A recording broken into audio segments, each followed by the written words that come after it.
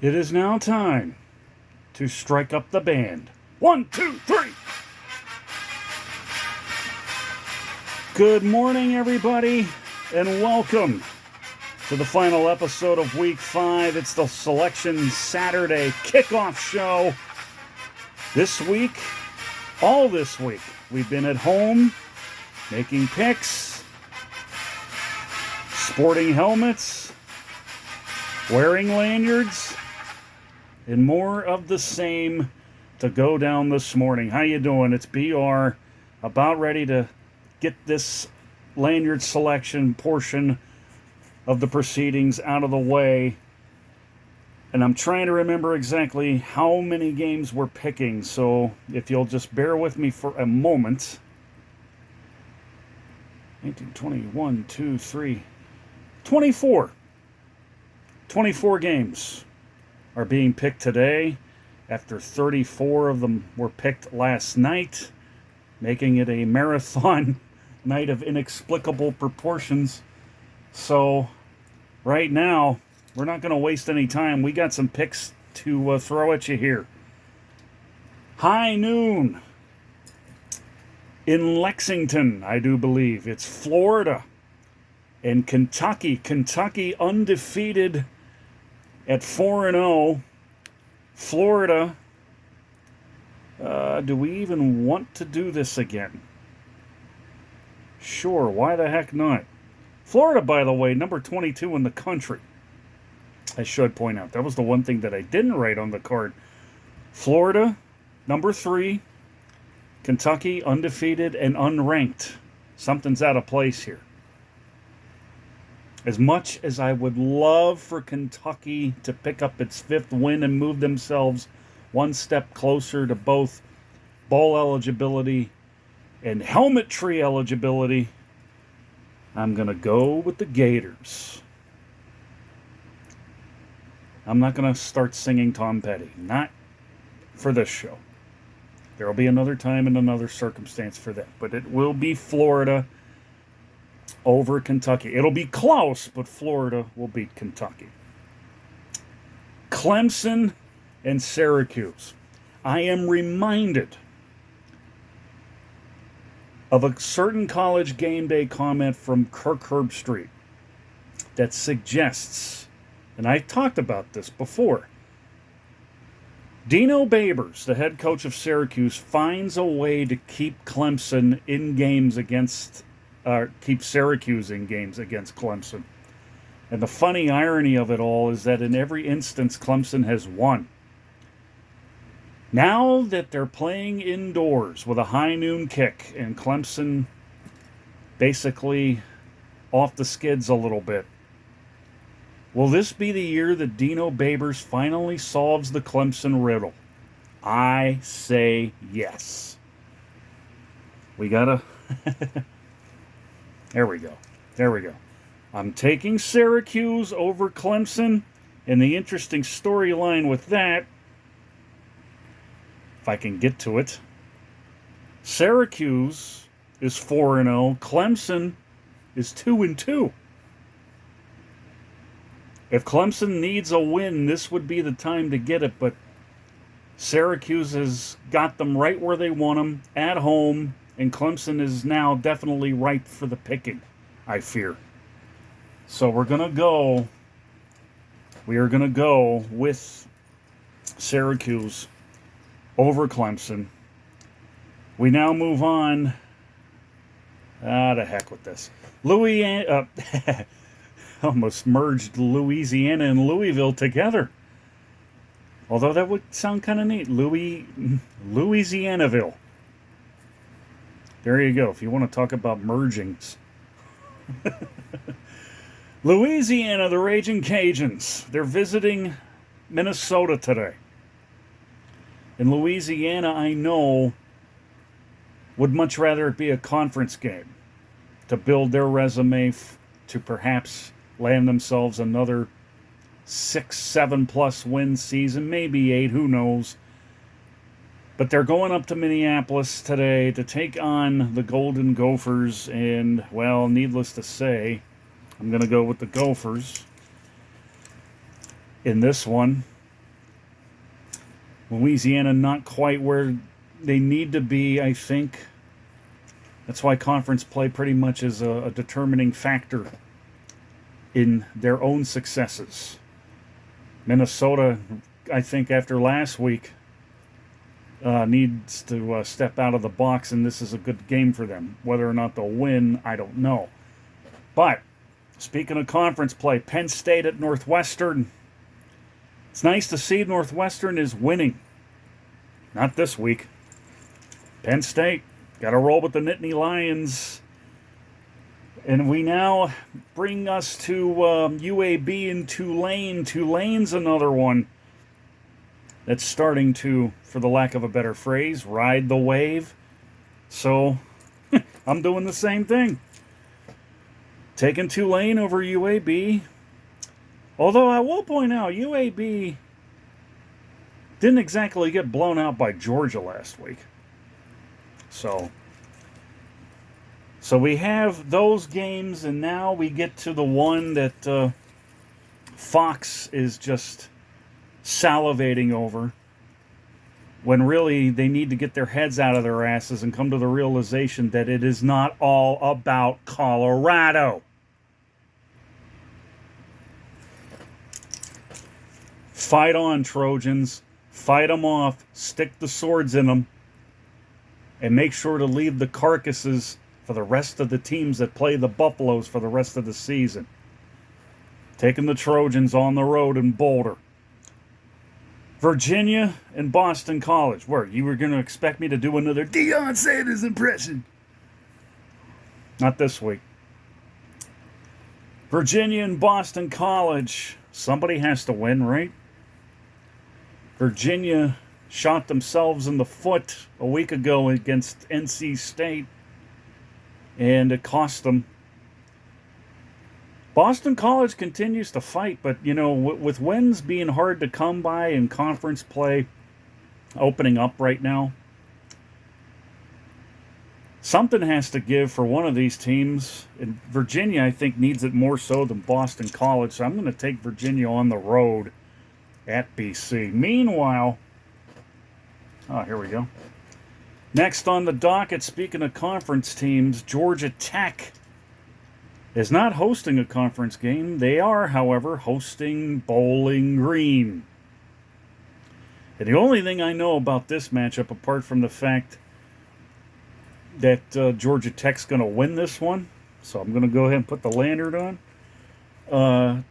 Georgia Tech is sporting some pretty cool uniforms today. They've now become some sort of eye candy in which, if you get the game, and I believe it's on the ACC network, check it out, and you'll see what I mean. They look like Vanderbilt. If they were playing Vanderbilt, boy, we would be in a lot of trouble right now. It's like shirts versus skins, basically.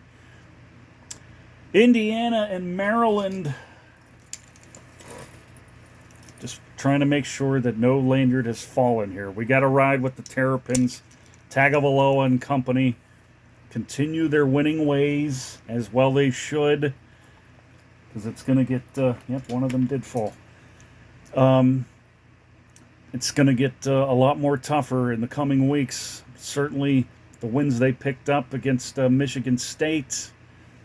And I'm trying to remember who else they played in conference. Oh, maybe it was just Michigan State. Well, they will pick up another win today. Baylor and UCF. The demise of the Bears continues. The Knights shall slayeth the Bears. UCF isn't exactly what they used to be either. But, I've seen better. I've seen worse. So, at least for now, you got UCF winning that one. Meanwhile, on CBS later today, Georgia. They're on my mind again. And they're around my neck again. Take them over Auburn. But Auburn will make it close. If there's one thing I've noticed with Auburn, They have done everything they possibly could do in every game. And while they've already suffered one loss at the hands of Texas A&M last week, it's not exactly like they're getting blown out or they're blowing teams out. They are keeping things honest and reasonable on both sides of the ball, and it reflects in the scoring. Just ask Cal. Cal beat them 14-10, and Cal's hardly the kind of team that you would think would beat a team like Auburn. Well, they did, but it was low scoring and it was close. I'd imagine if I'm Auburn, I take a page out of the South Carolina playbook. Instead of playing one half, you try and play a full game against Georgia. You got them at home. Let's see how you do. Michigan and Nebraska. This is the one game, and initially I was going to laugh at for obvious reasons, but Nebraska's starting to gain some traction. This would be the one game, I think, where a potentially gigantic upset could happen, but I don't think it will. Go Blue. And oh, by the way, being that it's the Michigan Wolverines, they share the same namesake with Grove City College, who incidentally is playing W&J today. And I'm just going to go on record right now, because I know my athletic director is watching this. The only Wolverines team that's going to win today is Michigan. You don't see a Grove City lanyard around my neck, do you? Believe me, if they did, they probably put me through the portal. Anyway, that's it for Michigan and Nebraska. Moving right along, where are we here? I thought we had it. There we go. Oh, wait a minute. Oh, there we go. Haha. Houston at Texas Tech. Doesn't it seem like every week I'm missing a lanyard only to recover that lanyard in the nick of time? It's not planned. You know, we try to get these lanyards ready in time for the show, and, you know, we got to sift through the boxes and sift through all the lanyards until we find them.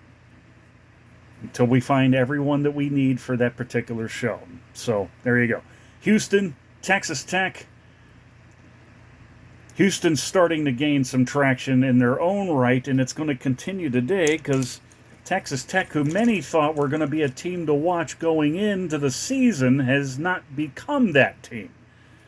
So Houston's heading on the road and beating Texas Tech, as much as I hate Dana Holgerson. Moving right along, Boise State and Memphis. This is a tricky one. This is a tricky one because, you know, Memphis, they lost last week. Boise State won last week. And there's a certain feeling in the air that suggests that maybe, you know, Memphis should go with this a little harder, stronger, faster, come out a little angry. And weeks ago I said that there's a team, it seems like there are certain teams that seem like they could do no wrong every year regardless of record. And we're not talking the ones that you typically see at the top of the polls. We're talking teams like Memphis being one, Boise State being another. It's the kind of matchup that I think kind of warrants basically a bowl game-like situation, and this kind of applies to both. Because somebody has to win today and somebody has to lose today. So with Boise State going to Memphis, you think Memphis would be the one to, maybe steal a win, even though it's at home. And then I'm reminded of something I said about Western Michigan last night. There's another Broncos team that's going to score more points than Denver, and they won't give up as many as Denver, I think. I could be wrong, though. 70's reachable. But this is Boise State and Memphis, and I'm taking Boise State. So that takes care of that one. Oklahoma hosting Iowa State, that's a no-brainer. Got to go with the Sooners. Oh, wow. Michigan State and Iowa. Another easy selection. Although, before I put the lanyard on, do yourself a favor, Iowa, and score some points! They didn't score any against Penn State last week. And who knows how much that contract is worth for Brian Ferentz, the offensive coordinator. After that goose egg that his offense, well, it's not entirely the offense. They didn't score at all.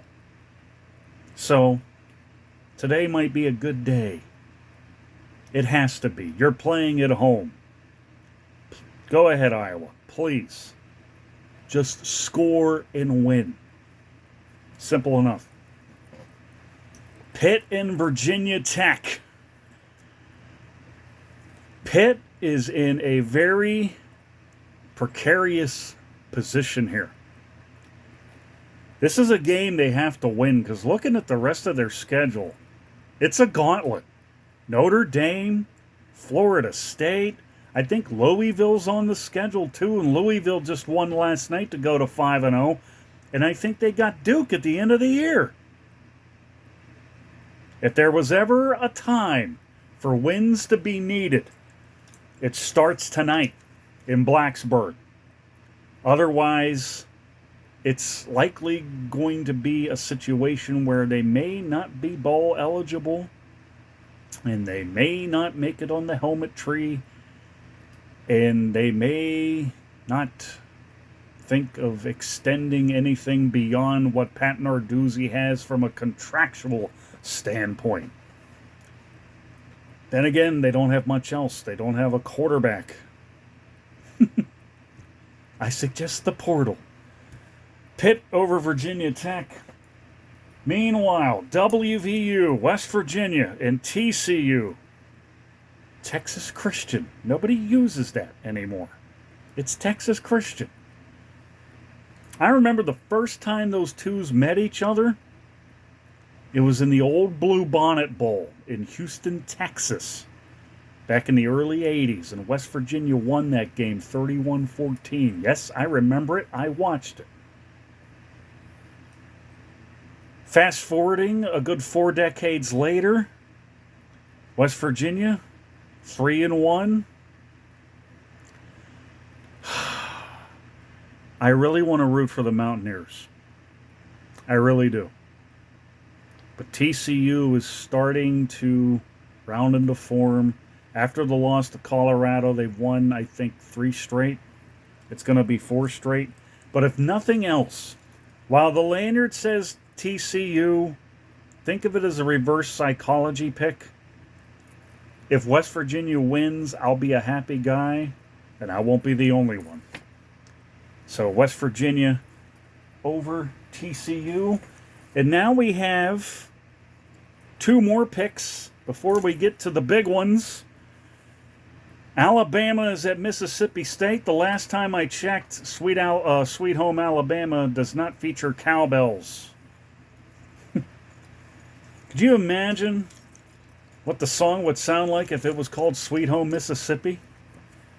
I've caught myself doing that. I have. I've done that. It's hilarious. But let's be real. No chance for Mississippi State tonight against Alabama.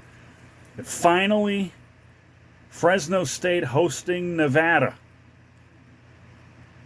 And Fresno State's going to keep rolling. They're going to keep rolling. They are in some pretty good territory right now where they're almost assured of bowl eligibility, almost assured of having themselves on the helmet tree for the holiday season, for the bowl season. So Fresno State will win that one. Now, I get the luxury of taking all these lanyards off in one shot. Yeah, didn't think I could pull that off, did you? Sure as heck can't do it, Cameron. So now I get the fortunate honor and privilege now, trying to do this without any of you guys seeing what's about to happen here. We have 4 games left. There's 4 games left, and I am missing a card already. Yep. Okay, we got it.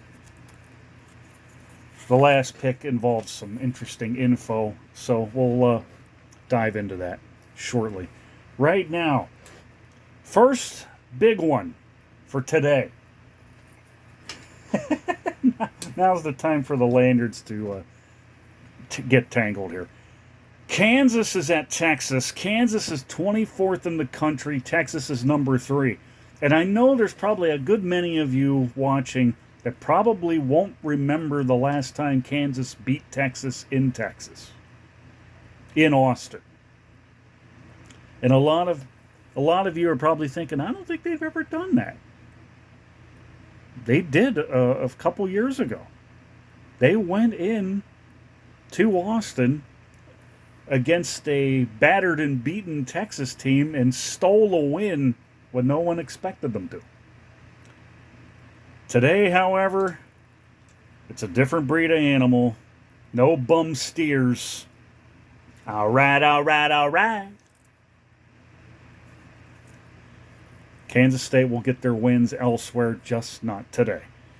LSU and Ole Miss. I'm reminded of 2 songs, because I'm trying not to play the coach narrative in this one, because you know I'm not a fan of Brian Kelly. I'm not a fan of Lane Kiffin, so we're going to try to change things up and throw a couple of song titles at you.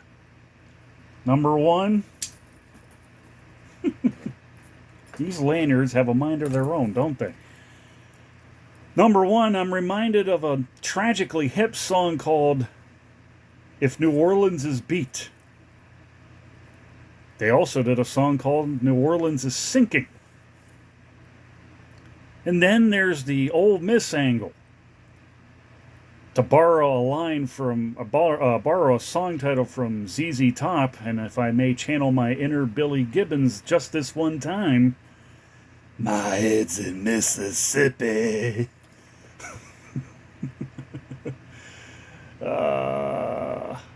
Just get on with the pick then, okay? And it has to be underscored. This is about the team that's on the field, not the coaches who were coaching these teams. We have to put emphasis on the teams. Ole Miss lost to Alabama last week. That was to be expected. And it ain't going to change this week with LSU either.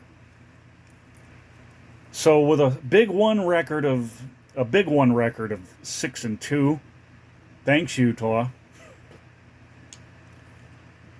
That's right, Oregon State beat Utah last night, and it does not sit well with me. Currently 6-2, taking Texas, taking LSU. Now we have the game of the weekend for a lot of folks, Notre Dame and Duke. And this is very interesting considering that on the very campus in which I work at W&J College, there is a professor by the name of Todd Verdun. Todd is a Duke fan. He went to school there. He was actually on the marching band, and he was a part of a lot of those Final Four trips that Duke made in their heyday in basketball. But oh, what fun it would be now if he was in the marching band today with what's going on down there at Duke. Biggest football game in school history. In fact, and this was a shock to discover that, considering that I talked about Kansas earlier, Kansas and Duke are in the top 25. Their football programs are in the top 25 for the first time since 1952. Legend has it I might have been alive back then, but I'm here to dispel that notion that I was not born in 1952. I was born in 73. Duke has got the biggest game against the biggest named school in the country tonight. And they need to put on a good showing for all to see and experience. It is going to be one electric scene down there. And it already is, I'm sure, at this very moment. However, given the fact that Notre Dame had one job where they needed to stop Ohio State with one play and 1 yard, they didn't get it done. Every yard has to be fought for. And I still have this belief that Notre Dame is a lot better. I think they'll be a lot better long term, no thanks to Lou Holtz, who ruined my big one pick of perfection for last week. Thank you very much, Brandon. I am going to go with the Irish tonight. It'll be close. And besides, Sam Hartman knows a thing or two about going up against Duke every year, having played at Wake Forest, so this will be nothing new. And now, Notre Dame over Duke. Now we get to the one game that nobody knows about and nobody has talked about. And only I can bring this to you because it's something that I've been wanting to do for 2 years. So let's bring on the combatants. The Crimson Hawks of IUP against the Rock. Slippery Rock, that is. So they're getting some helmet time. Let's talk a little bit about this matchup. First of all, IUP, since 1985, they played, their first game was in 1985. They have played 35 games against Slippery Rock. They've won 24 out of those 35, 13-5 at home and 11-6 on the road. Now, let's backtrack to 2021. It's their first game back after the COVID pandemic. Both teams were ranked in the top 10. And on top of that, it was homecoming weekend at the Rock. Now, I suppose you want me to channel my inner Dwayne Johnson? Give me a moment. IUP played Slippery Rock on that homecoming weekend, and if I remember correctly, Slippery Rock had the higher rank. Because if they didn't, this wouldn't sound as compelling. But IUP went in to Slippery Rock and beat them by 27 points, 48-21. So the Rock says, if you think nah, we're not going to do that. We're not going to do that. It's 7:30 in the morning, and I just, we're not in tune yet. I'd have to do some vocal exercises and probably would have written a speech out for the day for this particular game on this particular show. So, Slippery Rock has it fresh in their minds that it cannot happen again. Slippery Rock again is the higher ranked team, and I believe it's number 12 in Division 2. IUP is number 18. IUP is 3-1. Slippery Rock undefeated at 4-0. I've been to the Rock for a state semifinal high school playoff game. It's a nice setup. It's about almost 2 hours from where I live here. And the Rock has got to bring it today. See what I did there? The Rock must know their role and play their game. And most importantly,